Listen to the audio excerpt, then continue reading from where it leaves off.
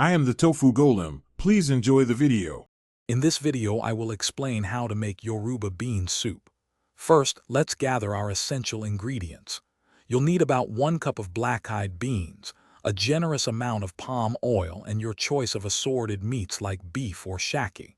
For the vibrant stew base, prepare a mix of bell peppers, tomatoes, onions, and a few Scotch bonnets for a kick.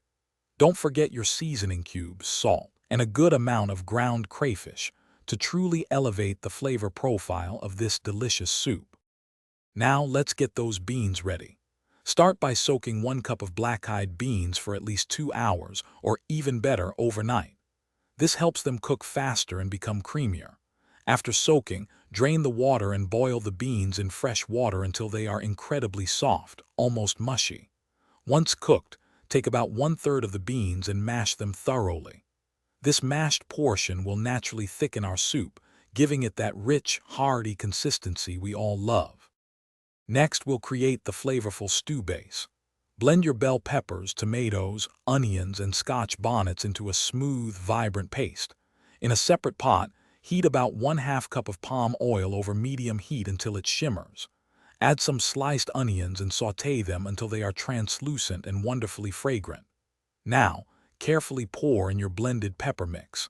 Let this cook down, stirring occasionally until the oil clearly separates from the stew, indicating it's well cooked and ready.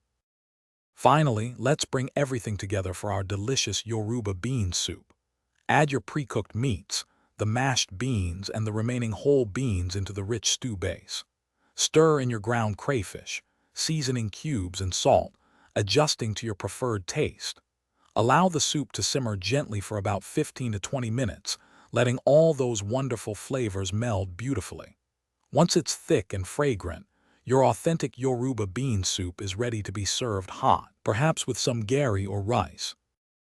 Thanks for watching. Consider subscribing if we helped you today.